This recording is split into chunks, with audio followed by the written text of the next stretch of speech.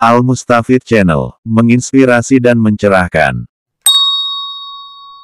Assalamualaikum warahmatullahi wabarakatuh.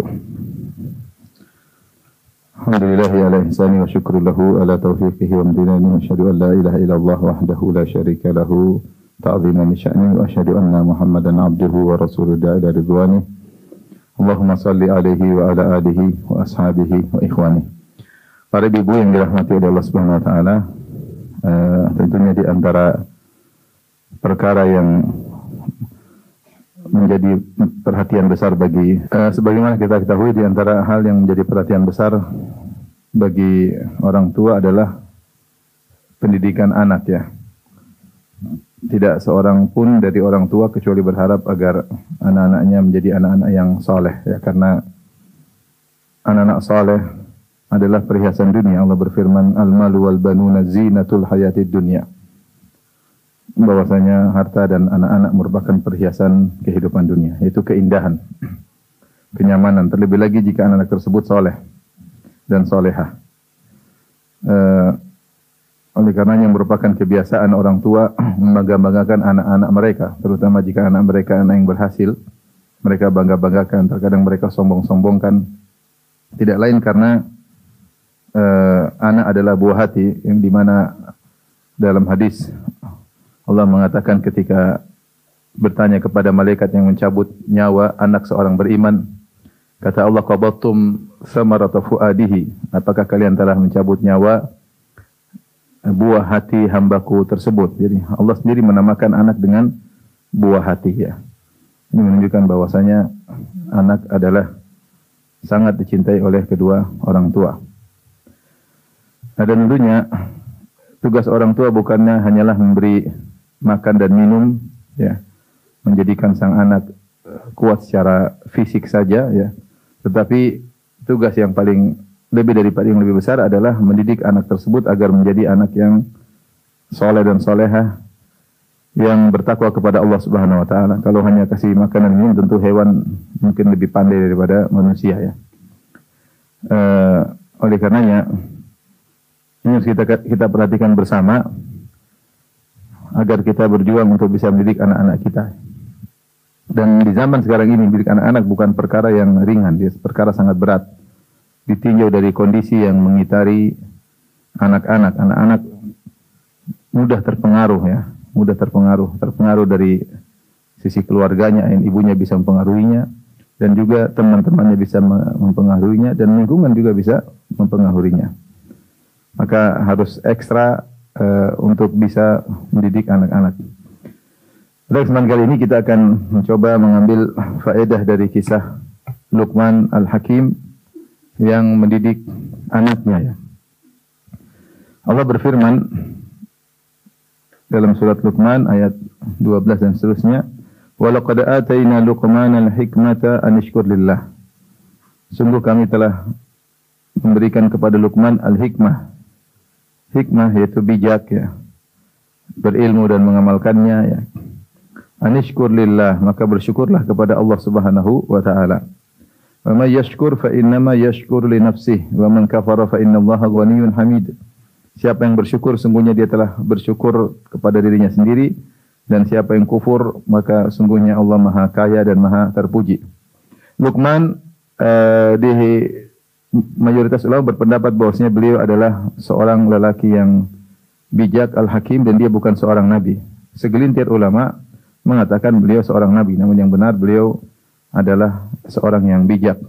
Dan disebutkan beliau adalah Abdun Habasyi, yaitu dari Habasyah, dari Ethiopia, berkulit hitam, azimus syafatain, disebutkan bahwasanya bibir beliau tebal, kemudian musyaqqaqul qadamain, kedua kaki beliau pecah-pecah, artinya secara fisik adalah orang yang sangat biasa.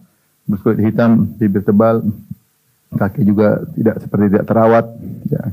Kemudian diperselisihkan apa pekerjaannya. Ada yang mengatakan najjar, tukang kayu, ada yang mengatakan khayyat, tukang jahit, ada yang mengatakan ra'il ghanam, pengembala kambing. Ini syarat bahwasanya untuk mendidik anak tidak harus jadi seorang ustadz, ya. Untuk mendidik anak tidak harus menjadi seorang ustadz. Bahkan betapa banyak, ya, orang-orang yang bukan ustadz berhasil mendidik anak-anaknya, dan terkadang ustadz pun sulit mendidik anaknya karena kesibukannya, karena mungkin hal-hal yang lainnya. Dikira jangan kita berkecil hati, saya begini, tidak, siapa saja kalau bertekad untuk mendidik anak, maka insya Allah dia akan dimudahkan oleh Allah Subhanahu wa Ta'ala. Penting berdoa dan berusaha mendidik anak dengan cara yang baik. Lihatlah Luqman Al-Hakim, hanya orang biasa, ya, namun dia bijak, ya, dan di antara kebijakannya adalah bagaimana cara dia, metode dia dalam mendidik anaknya. Di sini Allah mengingatkan anishkur lillah, maka bersyukurlah kepada Allah Subhanahu wa Ta'ala. Apapun yang diberikan oleh Allah maka kita syukuri. Luqman diberikan hikmah, dan itu adalah pemberian yang luar biasa, ilmu dan amal, maka bersyukurlah kepada Allah Subhanahu wa Ta'ala. Wa may yashkur, siapa yang bersyukur, fa inna ma yashkuru li nafsihi. Siapa yang bersyukur maka dia bersyukur untuk dirinya sendiri. Disebutkan oleh para ulama juga di salah satu metode, karena ini ayat dibawakan kaitannya dengan mendidik anak, maka ini salah satu metode bahwasanya ketika kita mendidik anak, kita juga selipkan bahwa ini untuk dirimu sendiri. Nah, untuk dirimu sendiri, bukan untuk ayah, bukan untuk ibu, tapi untuk dirimu sendiri. Jika sudah memahami, kamu begini, nah kamu biar besar bisa berhasil, kamu biar begini, kamu biar begini, itu untuk dirimu sendiri. Lihat orang-orang yang lain yang malas-malasan, yang begini, akhirnya dia yang susah sendiri di kemudian hari. Ya. Karena siapa yang bersyukur kepada Allah, bukan untuk Allah Subhanahu wa Ta'ala. Allah Subhanahu wa Ta'ala maha kuasa dan maha terpuji tanpa ada makhluknya sama sekali. Allah memiliki sifat yang azali, sifat maha kaya, sifat maha terpuji, meskipun belum ada makhluk. Belum ada makhluk. Keberadaan makhluk tidak menambah kemuliaan Allah Subhanahu wa Ta'ala sama sekali. Sebagaimana dalam hadis qudsi Allah mengatakan, ya ibadi law anna awwalakum wa akhirakum wa insakum wa jinnakum kanu ala atka qalbi rajulin wahidin minkum ma zada fi mulki syai'a. Wahai hamba-hambaku, jika kalian seluruhnya dari awal sampai akhir, jin dan manusia, semuanya hatinya adalah hati orang yang paling bertakwa, semuanya seperti Nabi Muhammad SAW, semuanya seperti Jibril, tidak akan menambah kekuasaanku sedikit pun. Karena sifat Allah maha terpuji, maha kaya adalah sifat azali. Azali itu saat ketika Allah bersendirian, belum ada makhluk, Allah sudah mulia. Keberadaan makhluk tidak menambah kemuliaan Allah sama sekali, karena Allah sudah sempurna di puncak kemuliaan.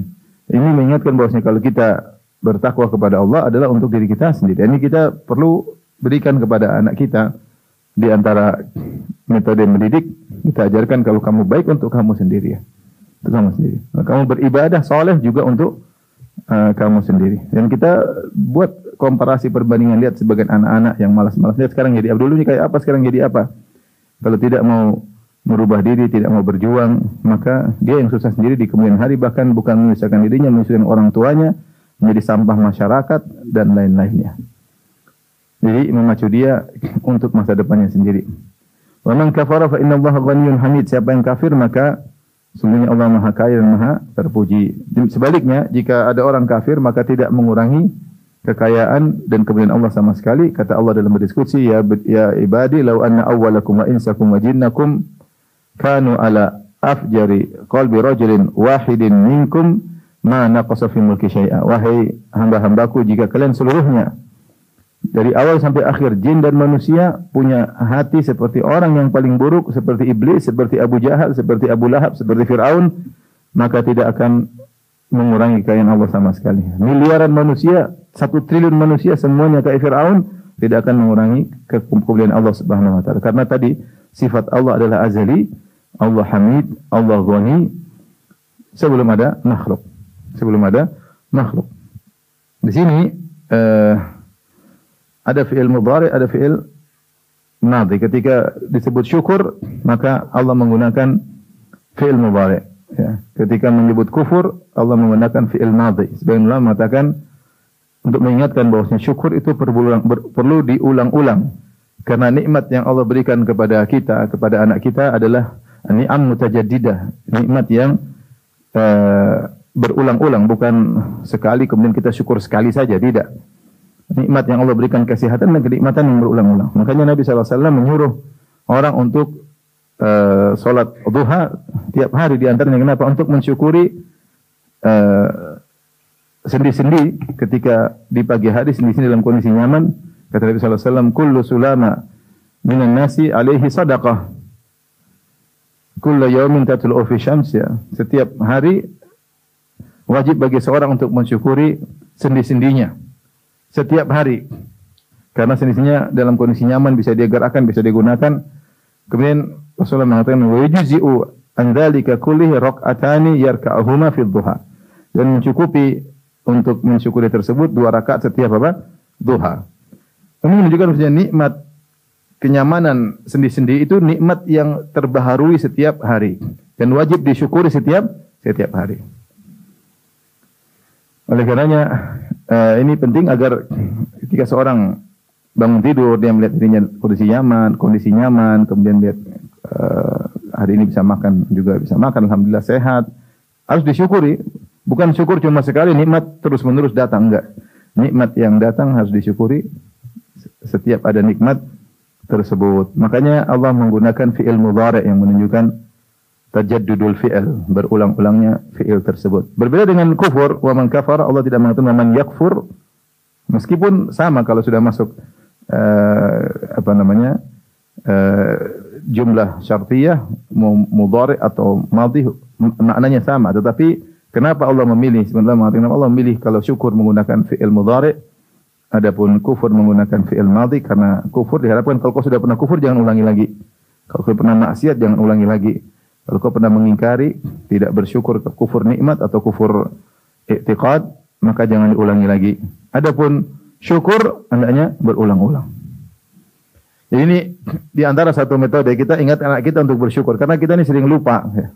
Maka seringlah kita bilang anak kita, coba lihat tangga sebelah, coba lihat teman-temanmu, coba lihat ya.